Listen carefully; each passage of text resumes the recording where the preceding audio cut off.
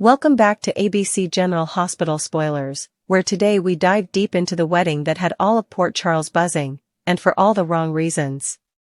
What was supposed to be a solemn and hopeful union between Willow and Drew devolved into a parade of awkward silences, blistering truths, and farcical missteps that left fans either gasping or laughing uncontrollably. Beneath the lace and florals, there was betrayal, humiliation, and enough dramatic irony to fuel an entire season. If ever there was a cautionary tale of how secrets and lies cannot be buried beneath wedding vows, this was it. It began with the air of forced elegance, the kind that feels like it's trying too hard to suppress disaster.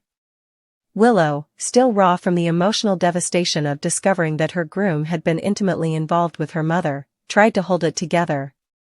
But every step she took toward the altar felt more like a march to execution than a walk toward a new beginning.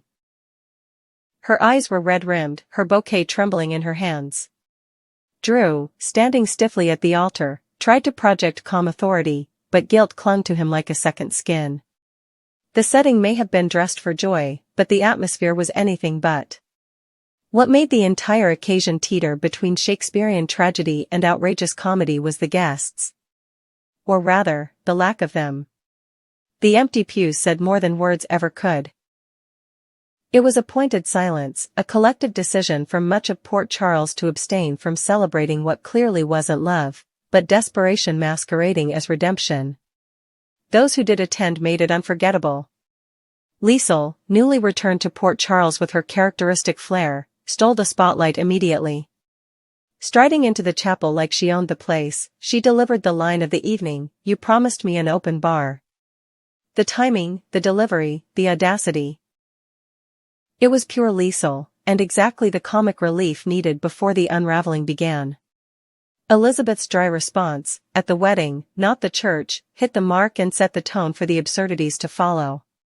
As the guests shifted uncomfortably in their seats and the organ music swelled with artificial optimism, everyone knew something was off. This wasn't just pre-wedding nerves or the weight of a second chance. This was an emotional landmine waiting to detonate.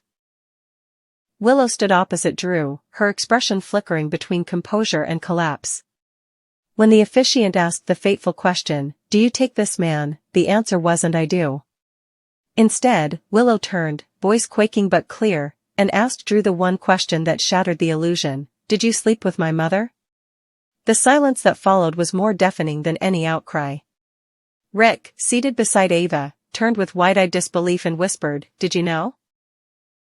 Ava, never one to let a scene pass her by, shut him down with a curt "shoo," eyes locked on the drama unfolding like it was a live performance crafted for her amusement.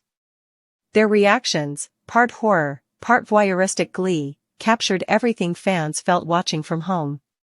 They slid down in their chairs, slack-jawed, stunned, and secretly loving it. Martin, caught in the crossfire as officiant and unwilling witness, did his best to maintain composure. But to longtime fans of All My Children, the sight of Michael E. Knight officiating a wedding gone awry stirred memories of his legendary character Tad Martin, Tad the Cad, who famously had his own dalliances with both mother and daughter. For a moment, art and history collided in the most delicious way. Lucy, perhaps sensing a storm she wanted no part of, quietly slipped out before the accusations escalated, her absence as telling as any outburst. Back at the altar, Drew fumbled for an explanation, but there was no salvaging the moment. Willow, heartbroken and furious, fled before another word could be said. Outside, a car idled, its engine humming like a lifeline. She climbed in and vanished, leaving behind stunned guests and a groom too stunned to chase her. Drew's longtime associate Kai, perhaps unaware of the volcanic eruption he had just witnessed, casually offered Drew a ride home. His attempt at loyalty was quietly tragic. He had chosen the wrong side, and he would feel the fallout in days to come. Inside, the energy had plummeted. The guests dispersed quickly, none willing to linger in the echo of a ruined wedding. Liesl, ever the icon of unbothered chaos, made her way to the bar. She took her long-awaited drink, surveyed the empty room, and muttered with impeccable timing, "No one else is coming." In a way, she spoke for everyone. The hope, the facade, the illusion, none of it would be salvaged.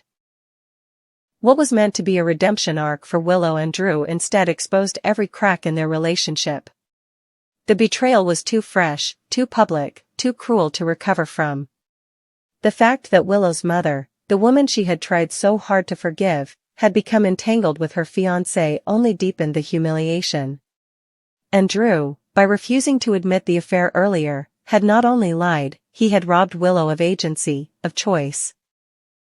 His decision to keep her in the dark until it exploded on the altar revealed a fundamental flaw. He believed damage control was more important than truth.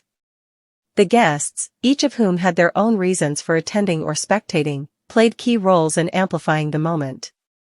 Rick and Ava's snide commentary added dark humor. Martin's bewildered officiation became a symbol of just how far things had veered off script.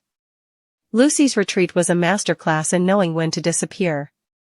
And Liesl, equal parts prophet and provocateur, bookend the disaster with sarcasm and sang-froid, reminding everyone that life in Port Charles is always teetering between farce and tragedy. As for the future, the wreckage of this wedding will ripple through every corner of Port Charles. Willow will need time, perhaps years, to trust again.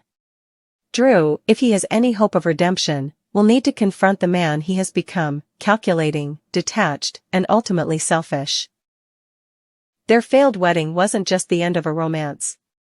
It was a mirror held up to both their lives, reflecting the damage left behind when people try to build futures on lies. And in the end, maybe that's what made this wedding so unforgettable. It was a spectacle, yes, but more importantly, it was the brutal, hilarious, and painfully human collapse of two people trying to rewrite their pasts without first acknowledging the truth. There was beauty in its chaos, wisdom in its failure, and comedy in its collapse. General Hospital gave us not just a wedding to remember, but a masterclass in what happens when everything finally falls apart in front of everyone.